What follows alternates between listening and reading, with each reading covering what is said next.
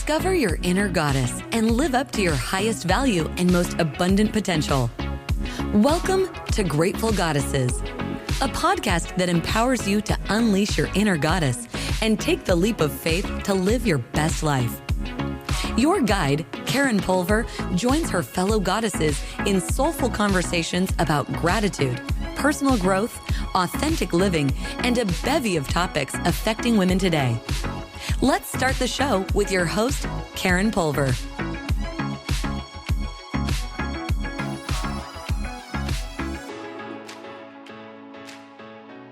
I'm on this personal journey of self-discovery and self-awareness. And one of the things I've learned now, especially in my mid-50s, and I think we all continue to learn, especially as women, as we grow up, is how to set boundaries. How do we allow people into our lives, even family members, but yet they could be draining and toxic?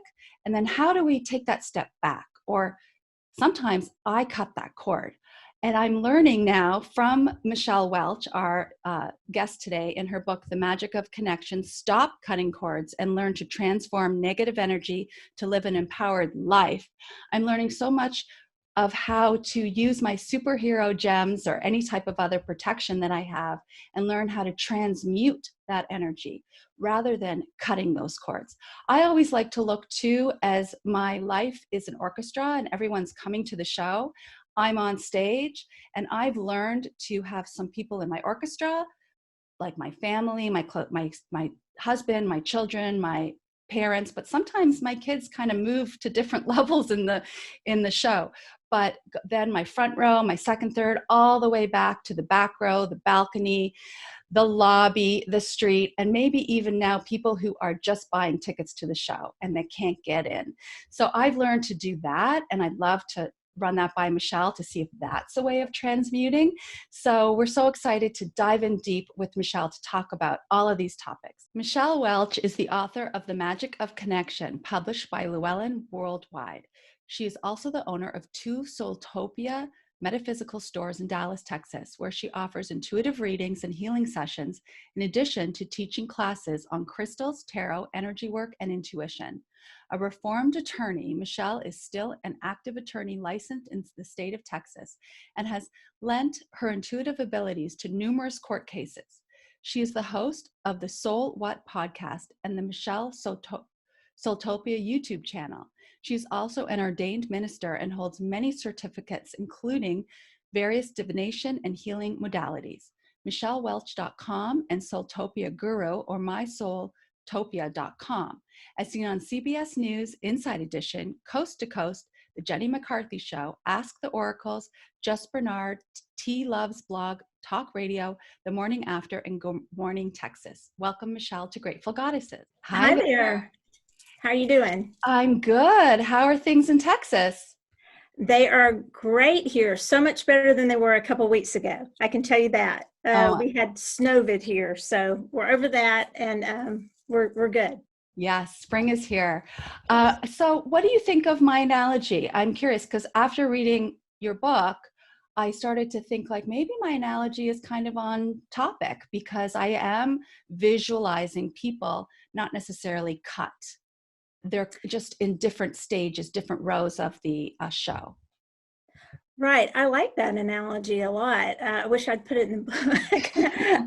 I use one a little bit like it. I use the one of when I'm picking a jury. You know, there's people who are on the front row in a jury, when I'm picking a jury, and they're in the splash zone. Or like if you go to Blue Man Group, you know, you might want to put on your poncho because you're going to get. And I used it a little bit differently about, you know, that energy is going to be right there with you. And the ones in the back row, pretty good chance you're not going to get put on the jury because you're way in the back, especially like a capital murder case or something like that. So for the people on the front row, man, you better be ready for questions because you're in the splash zone. And so it reminded me of that analogy, but you just used it in a little different way. So I love it. But yeah, I agree with you. As far as the people coming in our lives, in and out of our lives for a reason, and that circle of who's going to be tight in our life, who's going to be on the outskirts of our life, and that may change at different times. And so, and the most important thing for me is to realize and to tell people that I'm never saying that we shouldn't set boundaries with people, because clearly we need to set boundaries with people. I'm just looking at a different way of us, how we do it, and how we part company with people or put them in the outskirts of our lives, and how that might look, as opposed to how perhaps we were doing it. And when I really saw it get bad was during the height of social media craziness during the election. And that's when I was writing the book. And so just some different ways of doing that than cutting cords. And in your analogy with the splash guard, which I loved that, does that mean for me, for example, for my analogy, I'm on stage and people are in my show. For that, it's myself, let's say, putting myself in the back row so I don't get splashed. Yes. Or it could be that, or another way to even look at it is I say we're all in everyone's, we're all one. So it is my premise. And I take the book like I do it like a case, because I'm a lawyer. So I take it step by step by step, like I would a case. And so if you are in the back row of perhaps when I'm bringing energy at you, like let's say I'm not in a great mood, I might call and say, okay, I'm about to energetically vomit on you. So are you ready? Do you want to hear this? And I'm preparing maybe that front row for, be careful, because I'm really in your energy and you really may hear some things that are kind of disconcerting. Whereas the people on the back row, they're falling asleep. They know they might not get picked on the jury, and I'm not as in their energy as I would be the people, way on the back rows. So I love that, like protecting yourself with the cloak and all of those splash guards, because that can happen with family where you cannot cut the cord. And if you do, it's devastating. I mean, I know in my family with, my mom's, her father stopped talking to his son for years, and we weren't allowed to talk to him. And it was horrible, because I remember growing up, and when I finally found out I had an uncle and I wasn't allowed to talk to him. And then when my grandfather died, I was. And I just don't know how my mom cut that cord for that time. And it's so hard when it's like family that you love and care for, but yet you may, people feel like you just have to really cut them out. But I love what you're teaching, practical ways to keep them connected, but at a distance. Especially when I'm having on my podcast, Soul What. I have a podcast called Soul What. And I think in a couple of weeks, I'm having Jan Langbein. She's known here in Dallas. And she was on a board, one of the advisors to George W.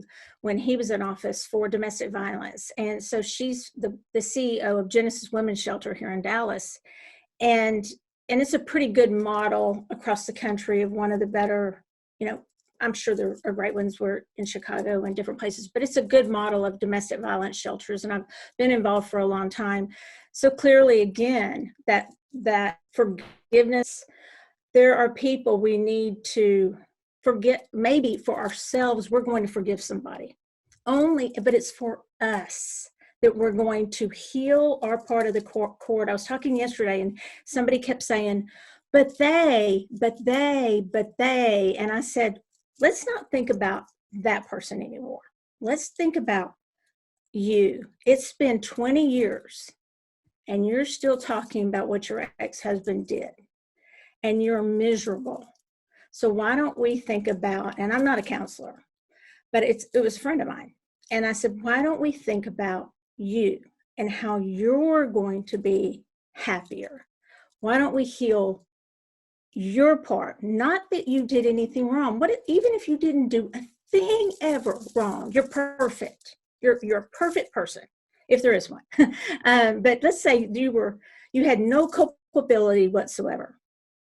Let's still heal your part of the cord and just not even think about the partner. And that can be healing, because I'm telling you, the minute people try to cut a cord, and I've seen it over and over and over in my practice, they'll come to me and they've spent a lot of money I'm not attacking people who cut cords, who do it for a living. If they do and it works and they have clients that it works for, more power to them. Llewellyn chose to put this subtitle right there at the beginning, Stop Cutting Cords. And I love Llewellyn. I love my publisher, but they had me own it because it is what I believe. But if somebody else doesn't believe it, then, and it works for them, then by all means, keep doing it. But what happened with us is every time somebody came in, they'd be like, I've had these cords cut so many times. And my premise is, well, we're all one. So if we are all one, and yes, we're uniquely, individually, beautifully made, but if we all are one, if we're cutting parts of ourselves off and we keep cutting over here and cutting over here, and I'm going to cut that person off and I'm going to block that person, and you can't talk to that person because I blocked them, and now y'all can't talk and you can't talk, it gets difficult. I have people in my life right now that I have cords of connection that I need to work on, that I have not worked through, that I have got to come to a place of forgiveness for myself. Even if I feel like, even if I haven't realized my part in it, which I need to realize that, I still know I have some cords I've got to work on. But there can also be like situations, jobs, a place where you lived. You can be courted to a home, a childhood home, and you drive by, if you have to drive by that house and you're like, some really whatever feelings come up, that could be a cord of connection too that you would need to maybe do healing on. So that you can move forward. Absolutely. Mm-hmm. I'd like to invite our future goddesses on now to join in this discussion.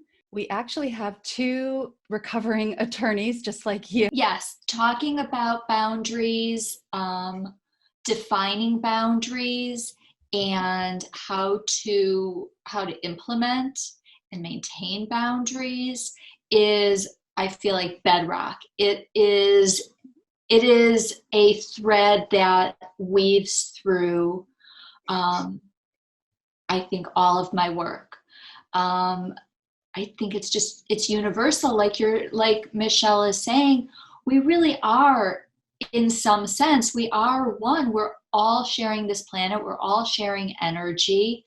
So we're all in relation with other people, whether that relationship is feeding us and we're feeding others, and there's like some nice kind of symbiotic relationship, or whether there's conflict, and that conflict can go back generations, before we were even in, this physical state. And that cycle of trauma and generational trauma that gets filtered down, and that might be affecting us and coloring what goes on between us and usually family members. And so we're always having to navigate and decide, what is okay for me? What do I have the capacity for? What can I tolerate? What energy am I capable or willing of giving to you? And what can I take in return? So I think that, it's elemental.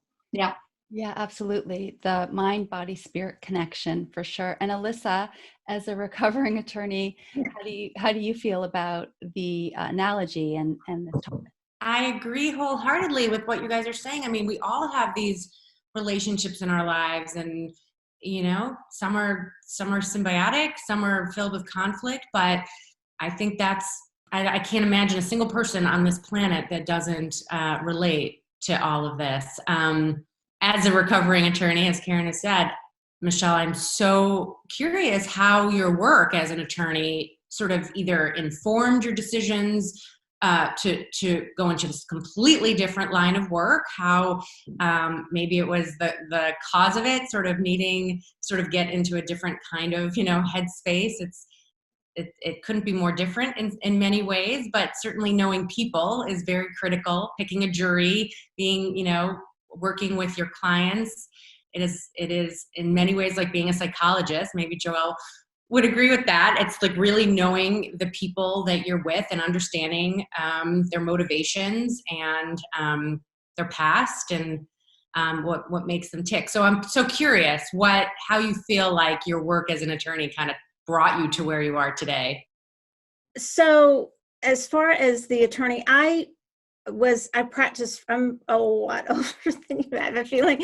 I practiced for a really long time. I graduated at 24 from law school, went straight into trying cases, been a litigator for a long time. And so had 3 law firms, 2 in Dallas, 1 in Scottsdale with my ex-husband. And so long story of that short, there's been a lot of healing of cords with my ex. That's a great example of how you stay corded to somebody, even though you think, I'm never going to get over this. I'm never going to be able to exchange kids without wanting to just, call the cops every time, every time something happens. And we were to that point, 2 lawyers going through a divorce. It was, it's been 10 years, I think now, but it was crazy. But what happened was I've had these giftings. I'm that typical intuitive where you read the bio and you're like, I've seen things since I was 3, and I read them all and I go, oh, I don't want to put that on my bio. It sounds so cliche, but I am that person. And at a very young age, I would say things to, like, my uncle. I said something about something moving around in his head, and it's just a true story, as crazy as it sounds. And about a month later, he was diagnosed with a brain tumor, and he didn't make it. He was my godfather. And I just would know these things intuitively for a long time. Went into law, thought I was so smart at picking juries. I thought, you guys, if you did a lot, I don't know if you were litigators, but they would call me down when I was at the DA's office, which was a short stint at the office. You go for the money, sadly. Went to civil law after that, but they'd call me down and come pick my jury. And I was like, oh man, I'm really smart. No, it wasn't because I was that smart. I was intuitive. And I had a lot of intuitive knowingness about these juries. And so as far as switching, I would never, I don't think, and it's Joelle, right?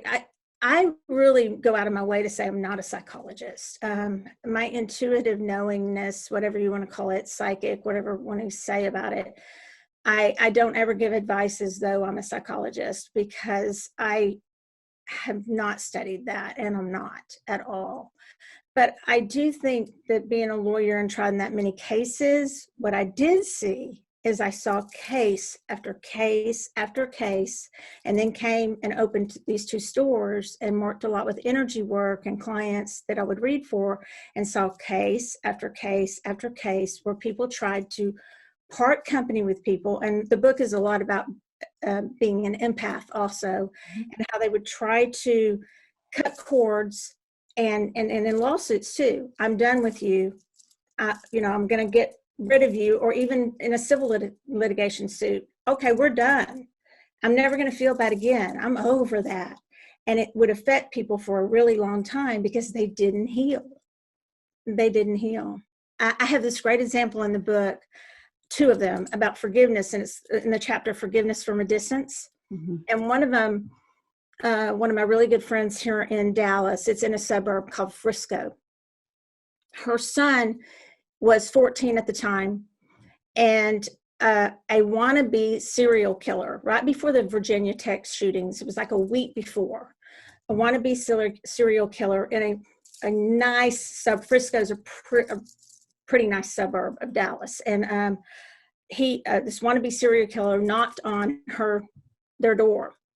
My friend was out eating with her husband, so it was her 14-year-old son at home. He opens the door, and the wannabe serial killer shoots him. And so he lived, and she wrote a book. I had it in here yesterday, but she wrote a book, Keep Searching for Blue Jays. We sell it at the store. It's so good. And the biggest thing, a lot came out of that book. Well, the biggest thing was how her son, Brian, when interviewed by like Dateline or one of those that he was on, because of the timing, it got a lot of national press. Sadly, that would be the reason it would get a lot of national press. I mean, he was 14 and got shot, but you would think that'd get a lot of national press anyway. But he said I forgive the shooter, whatever his name was. He needs consequences. He needs to get help. This is a 14-year-old, but I forgive him. And then there was another case, I'll make it short, another case in Dallas about a year ago where a police officer went accidentally in an apartment into the wrong apartment. It was like one floor off from hers. And she shot the person who was coming at her because she thought it was in her apartment. And she shot and killed the man. And she said, I meant to kill him. I meant to do it. But I thought it was my apartment. I thought somebody's in there, but I intended to shoot him. And the brother of the victim, so she was found guilty. And the brother of the victim said, asked the judge, said, could I please go give her a hug?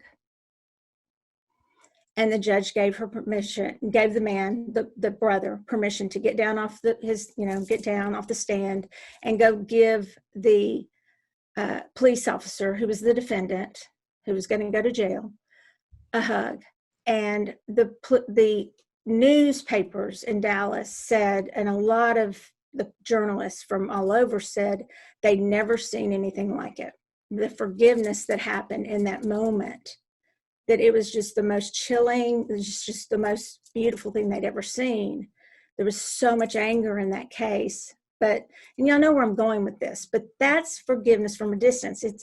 It doesn't mean that cord, that you're going to be best friends with those people. It doesn't mean that you're going to, okay, now I think you're just fine, and I'm totally going to discount, and you don't need to go to jail, and you don't need to pay the price, and you don't need to pedophiles, if you're, and that's where everybody goes in my book. The first thing they say, well, okay, well, if you aren't supposed to cut cords, what about, a pedophile? I'm like, are you supposed to just, and I'm like, read the book, because that's not what I'm saying. I'm saying it's for you, that you work on that healing, because no matter how much you try to cut the cord, the minute something reminds you of it, that cord is still there. It's not cut. It's just dormant, and it fires back up that fast unless you've had healing. And I send a lot of people to psychologists, because I'm not one, and it just fires back up, and you haven't done the work, and then there's that pain again. So a lot about forgiveness is really what this book's about. I remember that watching that on the news when he went over, I was shocked. Do you guys remember that? Yeah. Dina, and a lot of people were mad, and but it was his, he it happened, so it's in the book, and he did, and he forgot. It was, how'd you feel when you saw it? Well, I just reread it this morning, and when I saw it, I actually was really touched. I remember seeing it and thinking, I don't know if I could ever do that. Mm-hmm. I really gave him a lot of credit. I'm sure that he's probably at a better place that he could do that. And when people can do that, I feel like they've kind of let things go so that they could live and not be bogged down by that hatred and that feeling. But I was really in awe. I try and teach forgiveness to my children, yet I don't always do it myself. So it's such an incredible lesson. Dina, what would you like to ask or add? Hi, Michelle. Hi, Dina.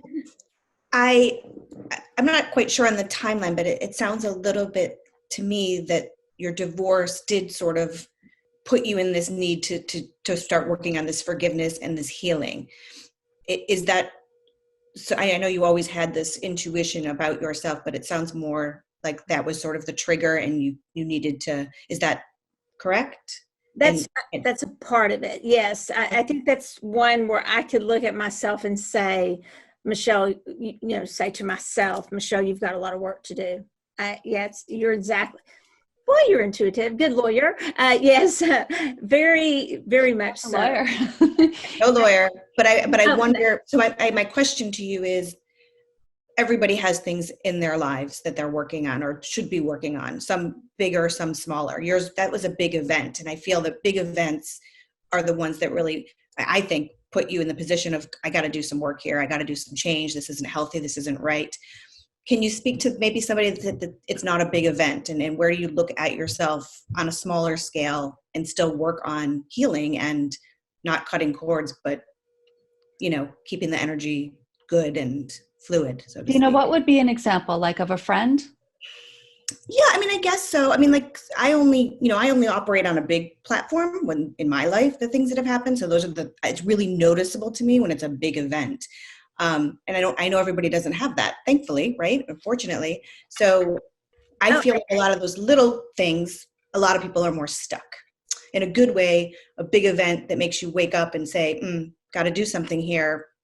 I'm grateful for that, even though the event may have been not good or pleasurable. And I think it's a great question because I'm sorry, because it's in the book. Because if we don't work on those smaller events, then when we get to the big ones, so I have a list in the book of times to maybe practice. You know, you walk by that same person at work and you can tell they're just kind of like, you know, there she goes again, or you can feel it. Or somebody cuts you off in traffic and you just want to get mad. That's a really good one for me to practice because I want to go, well, let me pull back up around to them. And, you know, I mean, there are times when, you know, I'm just in that mood. And just so I give a list of things that, why don't we start with the little things so that when we get to something really big in our lives, maybe we're more prepared to what I call transmute energy, because I believe we can change the form of energy. That's why I don't think we need to cut cords. That's the reason. If we couldn't transmute energy, which literally means change it into something else. If everything is energy, if it never goes away, it only changes forms, which is the law of thermodynamics. It's conservation of energy. That's science. So if there's only a limited amount, it never goes away, it only changes form. Then if I'm absorbing energy, and I'm also going to still need those tools, all those protection things we use, because there's going to be some times when I haven't practiced, Dina. I haven't practiced the little times where I could have said, you know, when the lady, maybe she's kind of snarky to me at, you know, or I think it, you know, because I'm such sensitive or something, and I haven't worked on it. And I'm thinking, well, gosh, she was kind of rude. And instead I can take that energy and go, okay, let me change that energy into some vitality for myself. Instead of thinking, or maybe I should think, you know, she's had a hard day, and give her some love back, just energetically, just change that into something else. So I think it's a great question, because if we don't practice it in the small times, when we get to the big times, I talk about my book where I had these candles lined up in my house, okay, when I was going through my divorce.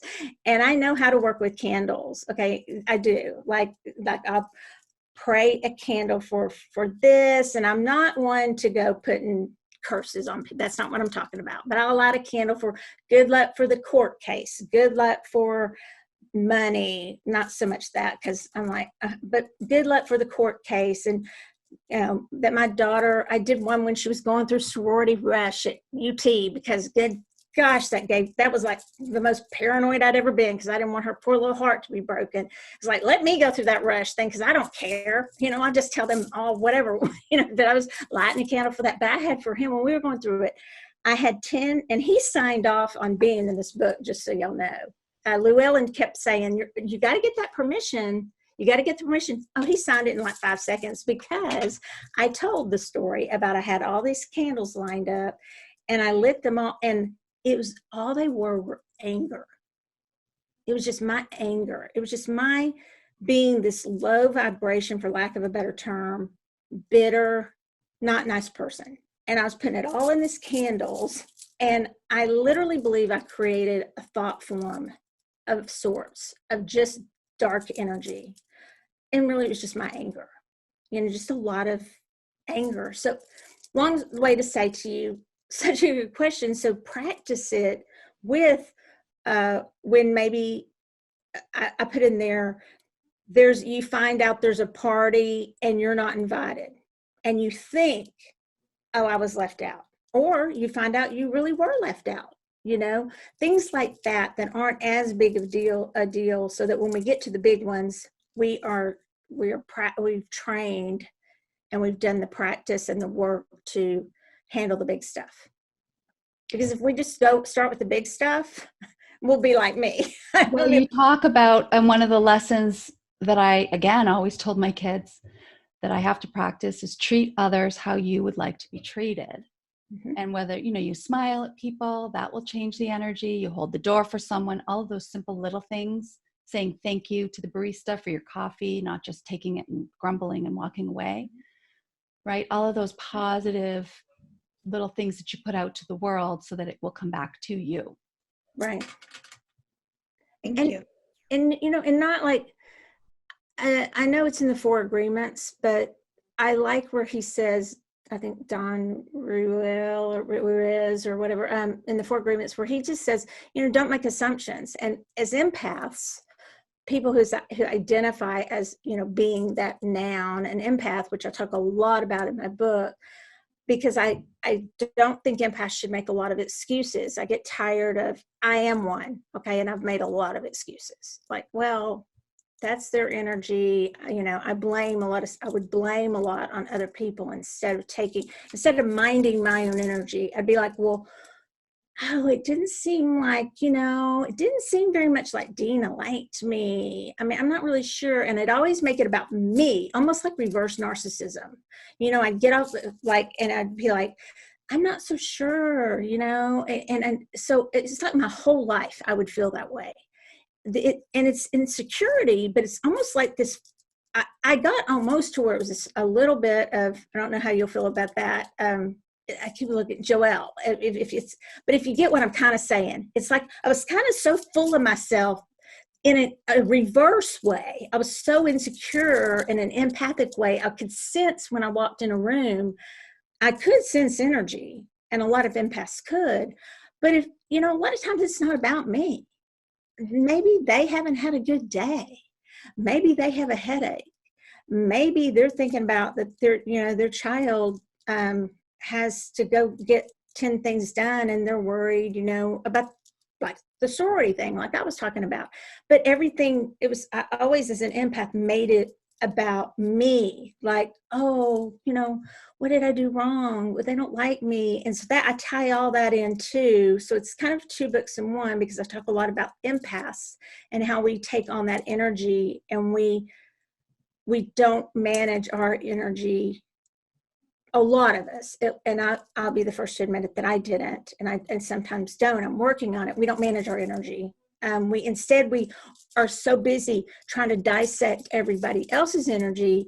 I'm not looking at my energy saying, okay, my energy's clean on this. So you know what? If so-and-so's acting that way, that's what something's going on with them, or that's their issue. So manage my own energy.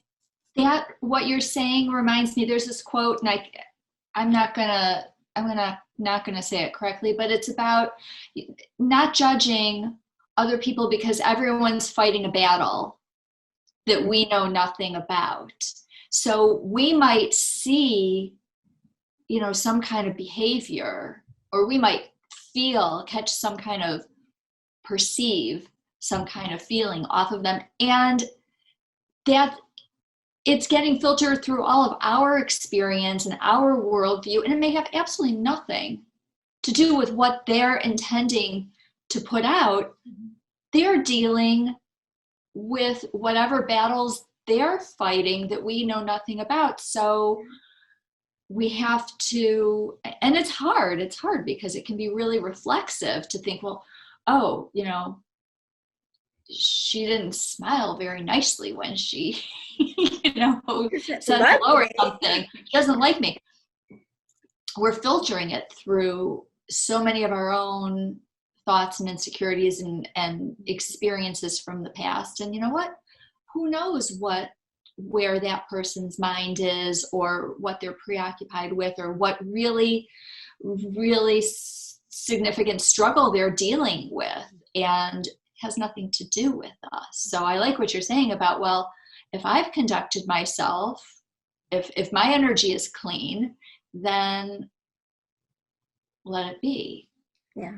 And Michelle, you talk about, which I'd like to touch on, the different levels of empaths and how we can go through those levels. Like we can, I believe there's 3 or 4. Can you elaborate on those? Right. So there's 3 that I mentioned in the book. And the first one is So the first one is, let me think, is an empath. It's an unequipped empath. I had to think a second about my book. Okay. That's okay. Did I write this? What is it? The unequipped empath. And some other books might call that immature empath. I will take issue with that because I think we're not immature. Those of us who are empaths, we're not immature in it at all. We've got it down. We're good at being empaths. So we're not immature at it. We're not equipped because, and this is where it's really good for parents to like read this because, and there's a lot of good books on there's a lot of good books that explain what an empath is. There's even quizzes in like Cosmopolitan, or I don't read that anymore, but for those who do, the quizzes and that and stuff. But that would be the unequipped empath. Okay, so what that means is I'm taking on all these feelings. It's the typical one that walks through my door and I'm not being ugly because it was me, but I'm an empath. I can't be around people because they're too negative, or I can't do that because the crowd is, with COVID, these aren't great examples, but the crowd's it overwhelms me, or I can't. It was just a lot of I can't because of other people's energies. And then the second level is an empath in training. That's when we can use all the tools, and none of these are bad. None of them is a bad level to be at, and it's cyclical. I use the superhero's journey. And so you're going on this journey. None of them, if you're even just an unequipped empath, I may go back into that at times and I just slip right back into it. I'm back where I started. It's okay. But the empath in training is where we're getting tools like crystals, or we might have a psychologist that helps us, or we may have, for me, tools from my store like herbs, or a guide, a spirit guide maybe, or an archangel, or a deity in our life, God in our life, things, and bubbles of protection, all those sorts of things, incense, just I list a lot in the book, but like things especially like bubbles of protection, eggs, an egg, an invisibility cloak, and go through all those, and we still may need those. And then the third level is where I don't think anyone's really taken us yet. And that's what I couldn't find in all the books I read. And I'm not trying to cut them down. I just think it's time for the next step, because I was like, but how do I stop protecting? Because like if this black tourmaline, because I would tell people all the time, this is really what got me to write the book. One of the big things is I would sell this to empaths because I'd say it absorbs energy. It's said to do it, and I'm not making it up. I mean, it absorbs energy. It'll deflect and protect you. It's a very protective stone, but it also will transmute energy. And I started thinking, if this can do that, why can't we? I mean, if we're really empowered as empaths, why can't we do all those things? So that last step is to be an equipped empath, and that is to learn how to transmute the energy ourselves, and to learn how to and I give a lot of exercises in the book, a lot of it's visualization, how you change that energy into something else, like I talked about earlier. It may be a blob of just ick, that you feel like, and you can give it a color, you can give it a name, and then you change that energy into something you can use for yourself. So those are the three levels in a nutshell. You talk too, visualizations, meditations, mantras, affirmations, intention setting, you're letting things go, like just kind of releasing and surrendering in a sense, and not being the victim, like not allowing yourself to be that victim. I was curious, do you know about the Hawaiian ritual called, and I might say it wrong, Ponopono? I do. Yes, I do. From another intuitive, she was on the Goddess show the other night. She did that exercise afterwards with me in the after show. She stayed on, and a few people were still on, and she did this exercise. And guys, basically it's, and I have to look for exactly what the words are, but it's something like what the rituals that you're describing, like letting things go and saying a mantra over and over. And in it, you even say, I love you to that person who is perhaps in your life that you need to forgive. And there was an individual that had stayed on, that had been raped when she was younger, and she was having a very difficult time at that last saying I love you to that person, visualizing. And so we were talking after about, if she does come to a place where she could do that, she'll release that negative cord. Do you agree? I do. And I can, of course, I can tell you, I do understand. And I'm not just saying that last, how hard it would be to say the last one. And I know a lot about that healing. One of my best friends does that. And she lives in Germany, and she does the same stuff and writes books. Toni Poulet is her name. And she is wonderful, and that's the healing method she uses, and she uses it with me a lot. When I call and I just say, I can't do it. Right. I need well, I found the words, I'm sorry, I forgive you, I love you, thank you. And you can add, I am worthy, I am enough. She also suggested you can do this for yourself in the mirror. So you tell yourself all of these, but you can also do it. And when I then was rereading your book and all of your affirmations and visualizations, I was feeling like that kind of encompasses a lot of what you do. And I also love, you do repeat the ending of many, but that's okay, because I love it. You wrote about, I want to find it here, but it's about like connecting to Mother Earth. I'll just read this. Once completed, so these are many of the several visualizations. Once you complete that, bring your hands together in the middle of your chest in a prayer-like position. Give gratitude for the transmutation of any energy that did not serve your highest and best good. Ground yourself by feeling the connection from your feet to Mother Earth. You are one with her. Feel energetic roots extending from the bottoms of your feet down into the core of Mother Earth. Wrap the roots around her core and pull some energy back up through your feet and into the rest of your body. Always remember to send some of your gratitude and loving energy through your feet to Mother Earth. Now imagine a place in the cosmos. I love this part because usually it's just grounding, but this is the opposite, pulling in a sense, or connecting. In the cosmos, such as a star or a planet, your higher or soul self may originate from here. Visualize lassoing some of your energy around that star or planet. Give it a little tug. Now you are equally grounded between heaven and earth. When you are ready, bring your attention back into the room and your body, wiggle your fingers, etc., and slowly wake up. And you have that ritual pretty similar at the end of most of your visualizations. And I do love that. Have you guys heard of that, where you ground and then you also connect and it's all one? No. Probably not, because I think I might be it's something you came up with, I think, because really I've only heard about grounding, but not connecting as well. Alyssa, you're nodding. Do you have any further questions or comments for this? We hear about sort of grounding and connecting to Mother Earth. We've heard that from several of our guests, but this idea of this kind of connecting sort of to the stars and sort of finding that dual connection, that was new to me. But I have a question, speaking of kind of the heavens and all of that. There's been this thought running through my head the last few minutes about faith and religion. So when that gentleman, we were talking about that case, and I remember reading about it, where they went up and sort of wanted to hug the defendant and offer forgiveness. And I think I probably felt it back then too. Like, that person seemed to me, I had no idea why, but seemed like a deeply religious person. It seemed like someone who really believed in their faith and in the sort of the power of forgiveness. I don't know why I felt that way. Maybe I was wrong, maybe I was right.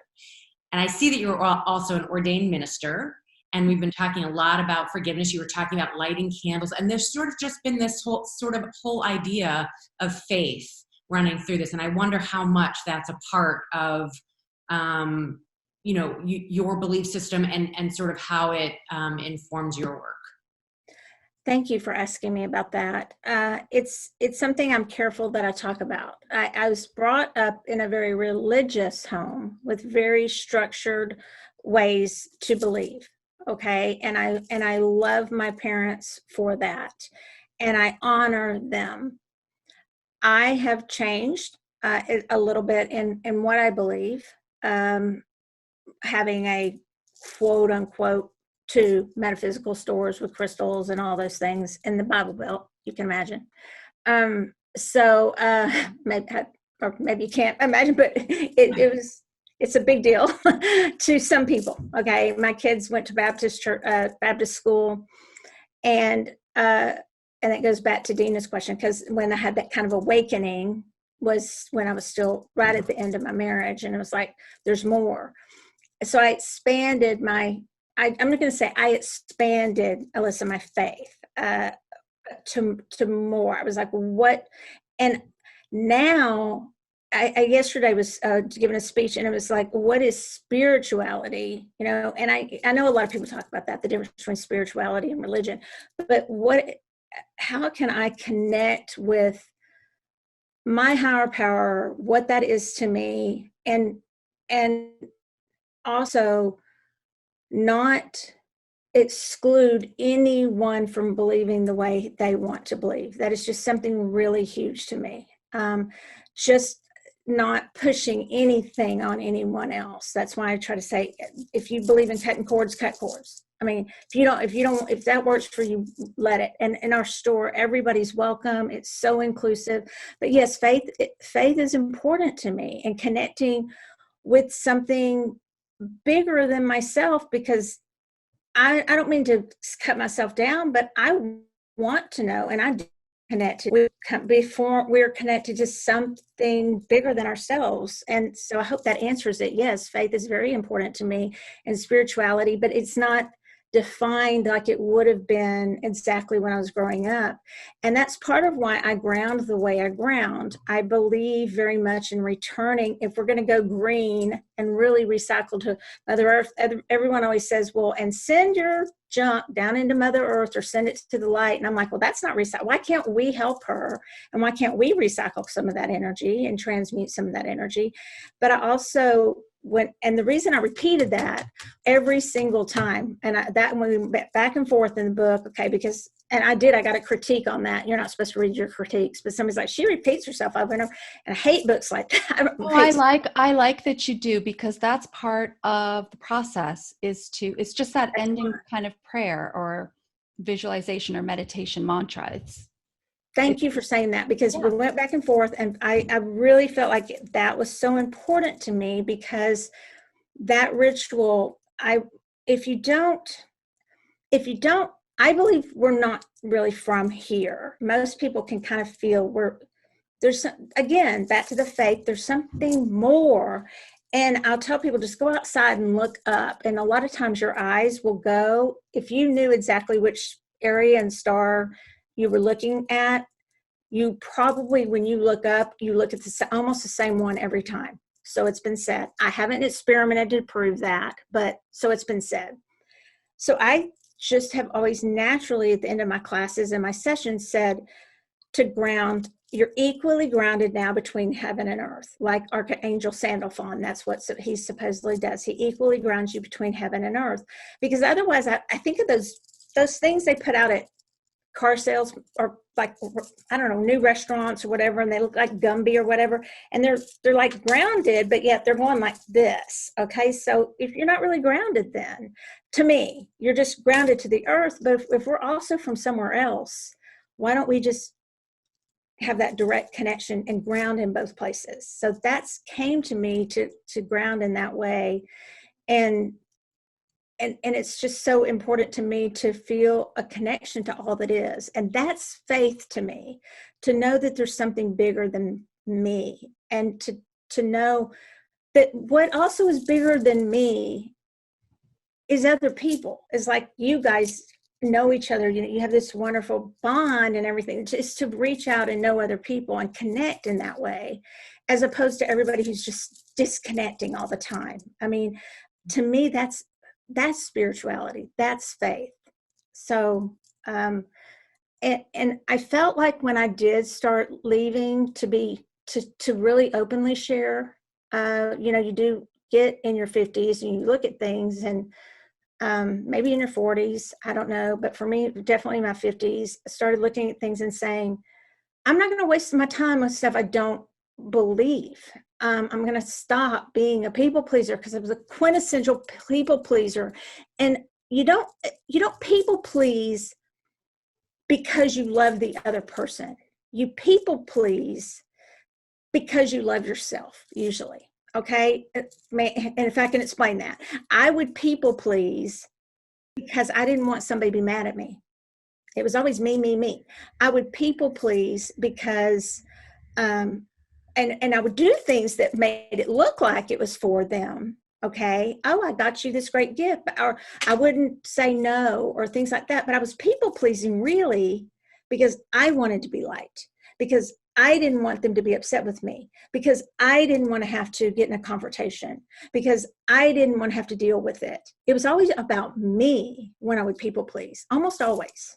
And Jill, even yes, of course. I love to give gifts though, but I don't know if that's to have people like me. I just love doing that. That might have not been a good example. I'm just talking about. But I understand what every kind of people pleasing, where the ones who just, when you feel like you're just people pleasing. Yeah. And so that's probably not. I love to give gifts. But if the intention of giving the gift is so that the person will like you, I think it's the intention. If you just like giving gifts because it makes you feel good, that's different. Yeah, it was just. I meant it as one of a whole exactly. Of like, you tell 3 people, oh yeah, I'll go to lunch with you. And you've told 3 people and 2 are going to be upset because you couldn't say no to any of them. There's just no backbone to me, and I went through a lot of that as a child, just being kind of a people pleaser. Yeah. And a lot of it was I was raised to be very polite. And so I just feel like that it's just very important as you get older to just really know what you really want to believe in. And I decided, Alyssa, that I wasn't going to change one conditioned belief for another. Okay. So if I was going to tweak some of what I believed and start asking, do I believe it as it was taught to me? Which I didn't throw out all of it. I'm not going to tell you I did. I still have my faith in a lot of the ways I was raised. I'm not denying that faith. Now, some of the people in those churches may think I did that. Okay. They may judge me as though I did, but I didn't. But I also am going to say, and I would encourage anybody else thinking it, if they have questions about their faith, to look at it and say, if you're going to change something, don't then just accept what somebody else tells you. And then all of a sudden you're just in another box of conditioned beliefs and somebody else is just telling you what to believe. And I just decided I'm not going to do that. I'm going to always ask questions. I'm always going to explore. And usually when I ask a question, I'm rarely these days. When I was young, that little lawyer thing that came out was probably confrontational, but these days, when I ask a question, I'm really wanting to know. Like, I really want to learn from you guys. And I would really ask a psychologist, what would you do? Could you help me in this? But it's never, I'm not going to say never, but it's really, I finally come to the place where the collective body to me is spiritual and learning from them. Yeah. Is faith. I wanted just to switch gears. You do talk about, we are so afraid of negative energy that our temporary measure of protection, as you mentioned in your book, bubbles, eggs, shields, and you need to read the book to understand mirrors, invisible cloak, wall of protection. But you also talk about gems. And it's funny because I always hold gems when I'm doing the podcast, different ones that are in front of me, especially this one, rose quartz. Just because I feel like first of all, they're smooth and fun to hold, but I believe they can, like you said, transmute energy or even help protect. I think this one, obsidian, perhaps. Mm-hmm. But you say to be careful of this one too. I get a bad rap for that. Everybody's like, you don't know. Well, people always are joking with me, not for even the book. I like now for, I think 15 years, people have come up to me and said, you don't like obsidian. I'm like, it's not that I don't like it. It's just volcanic glass. It's very powerful. It'll very powerful. Things up. Well, yeah. Are you ready to call your psychologist? No. I was told to release grief is to hold on to this. But then once the grief does come up, that I'll have to deal with it. Like, it's not Sure. just the stones might bring up.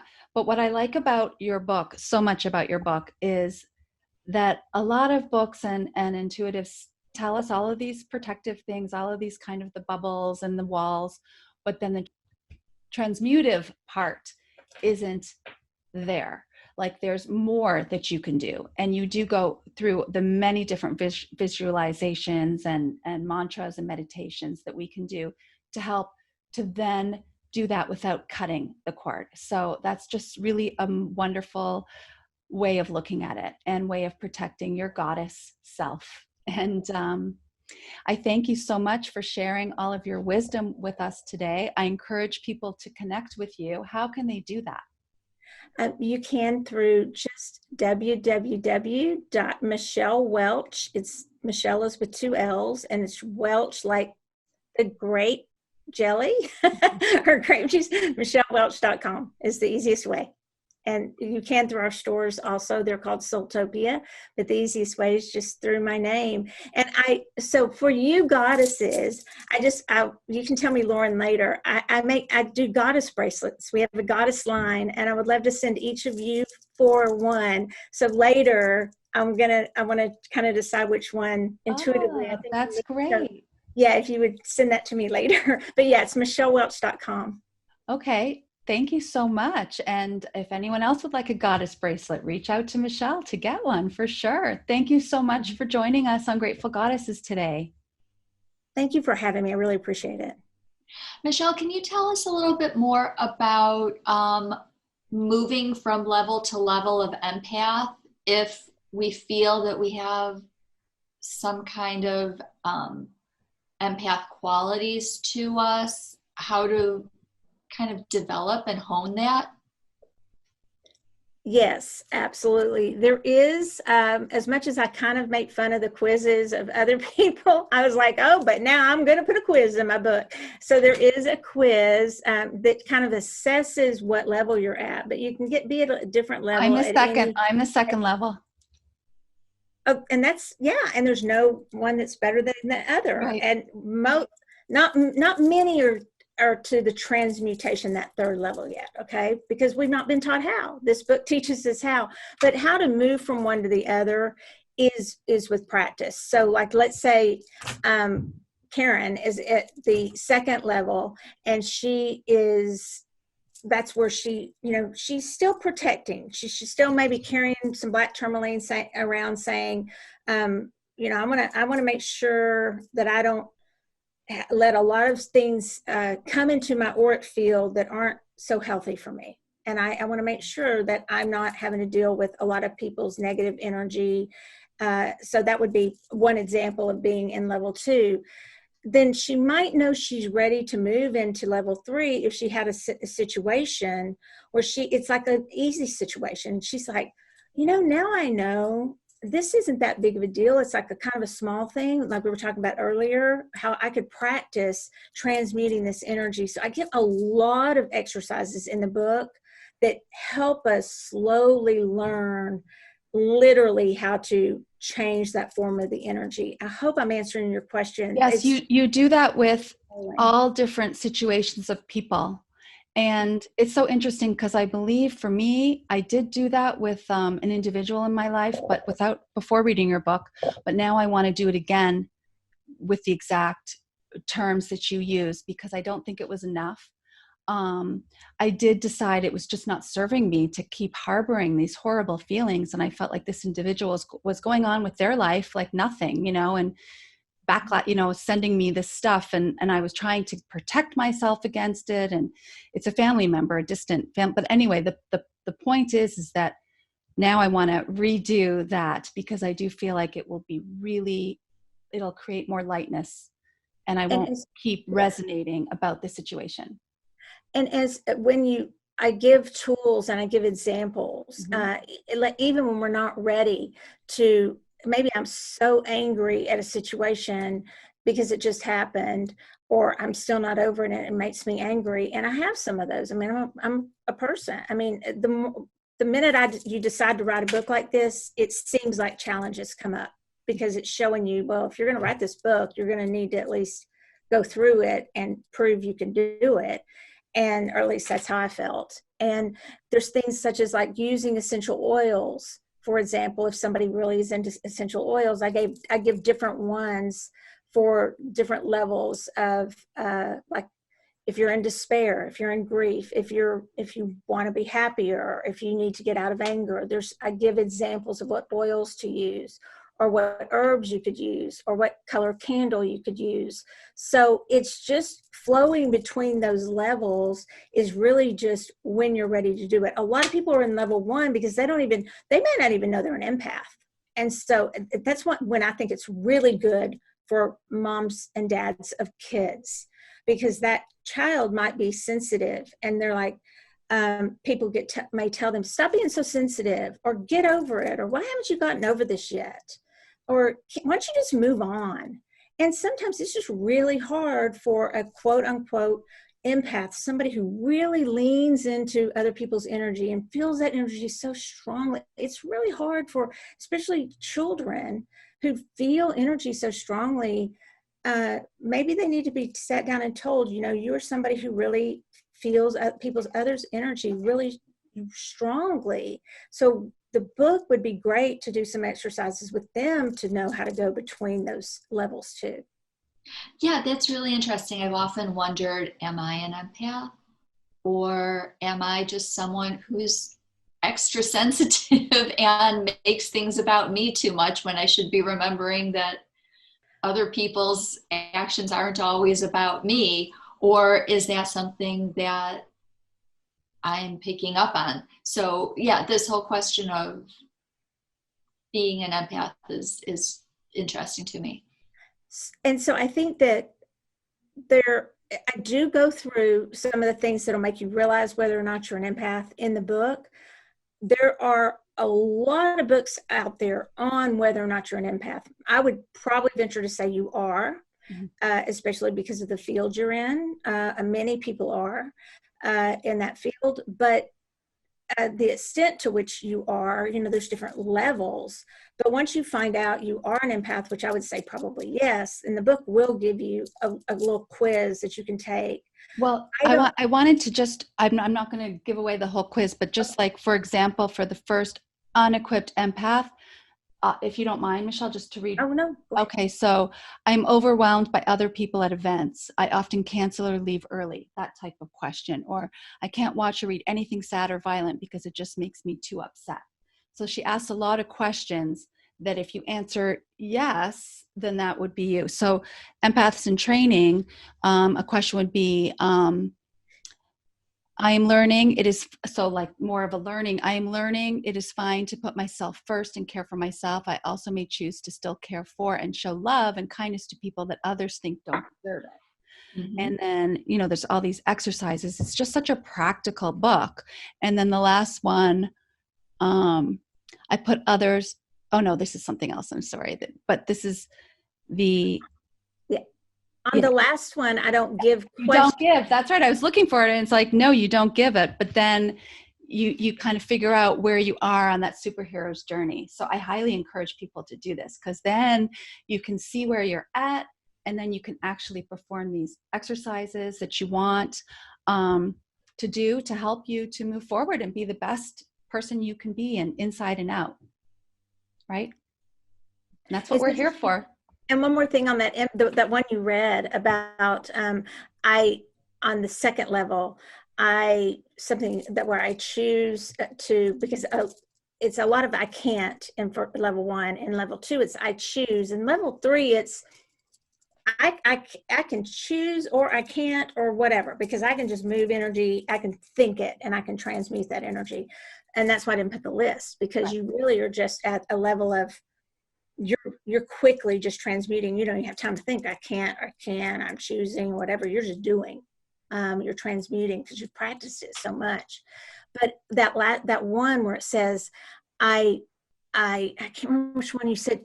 You said it, Karen. It's in my book, but it's the one we were talking about. I choose to be friendly to this person, even though other people think I shouldn't be. Right. That was one that I actually polled a whole lot of people on that one for empathy. And a lot of people say, people get mad at me that I'm still nice to somebody who was rude to me. And that's a very big sign. One of them, you don't have to have all of them, but that they're not friendly to somebody, even though they're not my best friend. And an empath will be that way. They'll still sometimes be kind. They have boundaries, but they just won't be hateful. They'll be kind. And so that was a big one with a lot of people who came in my store. They're like, I get judged for being kind to people. And I thought that was really interesting. So that's why that one went in the book. No, I like that. I might be wrong, but it's like keep your enemies closer. It might be. For me, but it's more about showing empathy, I think. I have one last, and then we'll go into favorite things. When you said a lot of times we have to think about what the other person's going through, but and you did say this too, and maybe I'm reiterating, but what if someone like didn't invite you or didn't include you or was mean to you because they didn't like you? And you just want to like really block them. Like, why have that in your life? Like, I know you're saying because it could come back. So is that, you're just saying just to heal that cord and not necessarily cut it because we're all connected? Am I understanding that right? Right. I'm saying you don't have to have anything to do with that person. The thing with not cutting cords is, here's my premise. You can try to cut it. You're still going to be connected. It has nothing to do with whether you're friends or not, or whether you're personal. It's not personality, it's energy. You're going to be connected to everything in the world. Okay, so you're connected to the tree in your backyard. If you cut it down and there's a root there, a stump there, you're still connected to that tree. You're connected to or wherever parts of that tree go. You talk about lymphomas too, that you can cut them out, but then they pop back up. Mm-hmm.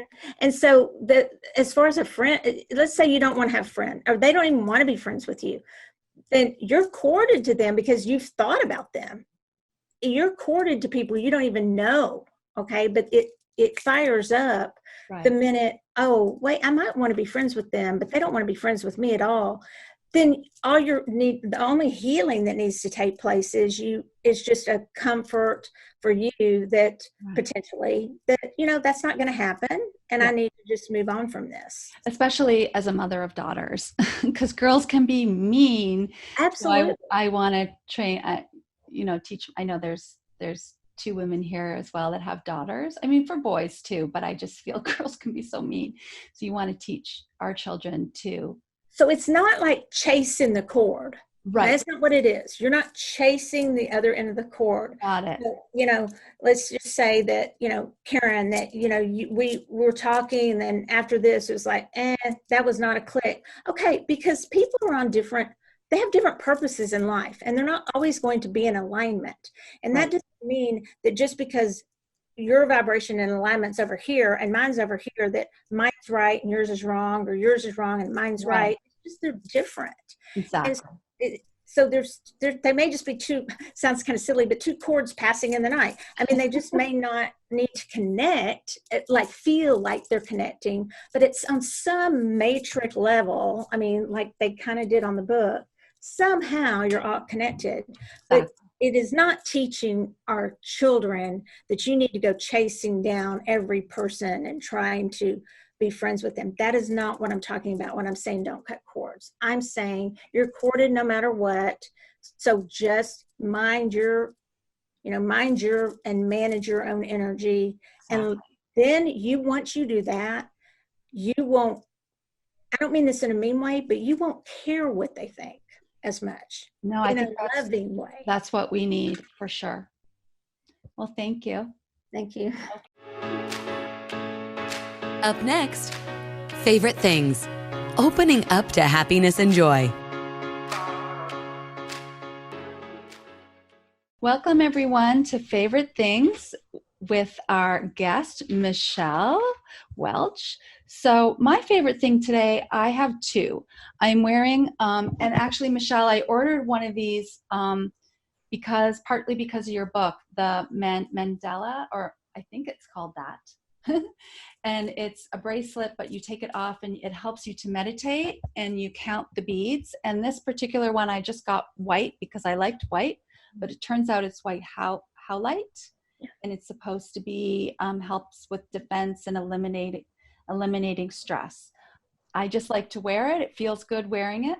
My other item I brought today, because we're talking a lot about light and energy, but this is actually one of my favorite, and I rarely show products like this, but I love this. It's by Skin Medica, and it's called Latira, and it's a brightening cream. And I use it because I didn't do a good job in my teen years. I splashed on that baby oil, and I used those visors back in the 70s, and I really got all these sun marks on my face. Did you guys all do that?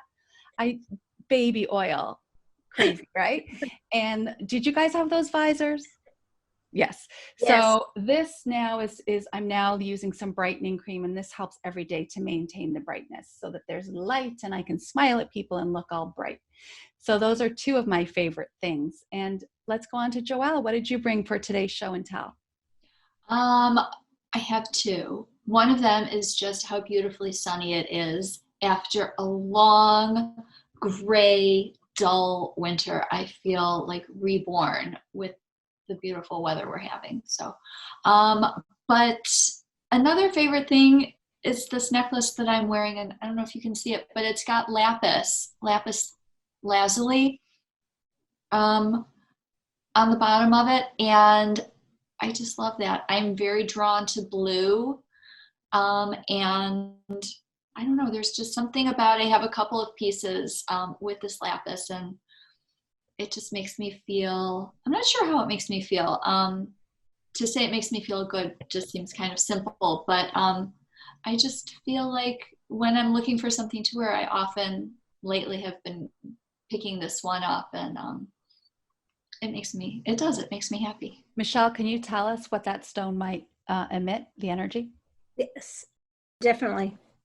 So lapis, you can say lapis lazuli, or just, however you want to say it. So that is, it's a blue, kind of dark blue stone. It has pyrite in it. It's one of the ways you can tell it's lapis. It has pyrite in it. And it's usually it can be for your throat chakra, but it's also for your third eye, which is intuition.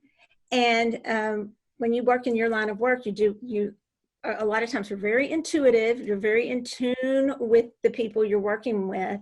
Yeah. It actually is good for headaches. So they say, I have to allegedly say, but it's good for headaches. It's good for opening up that. And when I talk about third eye, I think of like, that's where we know truth. That's where we discern truth. Our throat chakra is where we speak it, or we listen. My husband always reminds me, remember, the throat chakra is about listening too. I'm like, okay, it is, but it's true. He's right about it. But it's also where we know that we are heard, not just that we're speaking our truth. We know we're heard. But that third eye is where we're discerning truth, as opposed to just, I'm intuitive, like I'm giving intuitive reading. It's bigger than that. It's discerning truth. So you're doing a lot of truth discerning. That's awesome. Thank you for sharing that. Dina, what did you bring today? Okay, so I'm realizing I never go to the theme of what our discussions are. I'm like, so many different directions with things. I don't necessarily plan it. I just happen to bring those today. Wait, I lost it. Okay, so I don't even have it to show because we already ate them. If you like, Rice Krispie treats, which I personally do, I found this Rice Krispie treat by Made Good. It's made with brown rice, and it's very low in fat and calories, if that's important to anybody out there, but it is delicious. And we just had to order like a box of 6 from Amazon. So it was making me really happy this week. I've tasted those. They are really good. I give them to the kids that I teach preschool to, and they love do? them. But I have to take them out of the wrapper, because then they're like, no, that's the healthy one. Where do you buy them though? I think I saw them at one place. At Whole Foods. Whole Foods? Okay. Yeah. I love them. They're great. And Alyssa, what did you bring today? So not what I brought, but I do also like blue stones, Joelle. So labradorite is the one that I'm always drawn to with jewelry. And, you know, when I see one, I love it. And I love sort of the purpley bluish sort of quality to it. But that's not what I brought. And I can't even physically bring him because he's sleeping downstairs. But this is my new grand puppy. Can you see him? Yes. This is my son's new puppy. He's a Adorable. golden retriever, and he's the cutest thing ever. And I can't even tell you the amount of joy he brings me. And I've only known him for 2 days. He got him on Thursday. And he's just. But he's in your house. So who's he going to belong to? Because, as Joelle said, it's a beautiful, warm, sunny day. My son lives in an apartment building. He doesn't have any kind of personal outdoor space, but he wanted to like show him grass and run around. So he's in my yard now. But my son just texted me that he can't bring him up because he's passed out. He's had so much energy.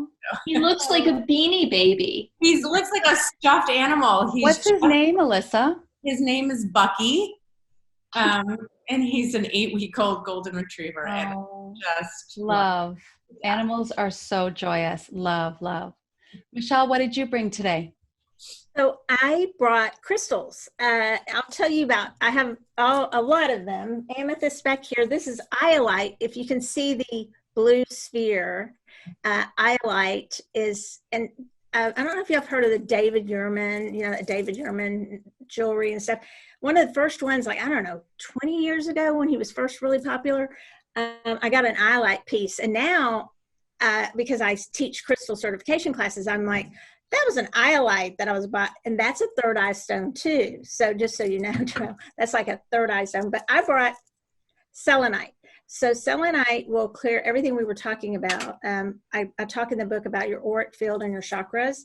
If you do this around you, like you're going through the airport, like, or security at the courthouse or whatever, it's just like sage. If you can't like sage, it will clear your energy. It also will help you sleep. It's very, very calming. And just like literally if somebody can't sleep, just you can get little things of it or even bigger, and you can put it under their bed, children especially, to get a big piece, you know, so they don't, if they're babies, they don't swallow it or something. And so it's also what those old-timey casts, this is what it was, they were made out of this. And this is also plaster of Paris in your walls. So it's called gypsum or selenite. So crystals are my favorite. I have another book coming out. I have 3. I just got the contracts last week. So I have 3. And one of them is a book on crystals with cards to go with it. So right now, crystals are my favorite thing because I'm immersed in Can you use that on someone else, like a magic wand? Absolutely. As you walk around, just carry it and... I promise you, you really can. And you know. Yeah. Hit I love that. I'm joking. Right. You could just whack them. No, we are not saying. No, but you really can or you could just go like, you know, clear like this. And there's little pieces too. They're wonderful. Love that. Thank you everyone for sharing favorite things today on Grateful Goddesses. Unleashed your inner goddess yet? Thanks for joining us today on Grateful Goddesses. We invite you to visit our website, www.gratefulgoddesses.com, to access today's show notes as well as other helpful resources. Don't forget to leave a review. Until next time, stay strong and empowered to be a grateful goddess.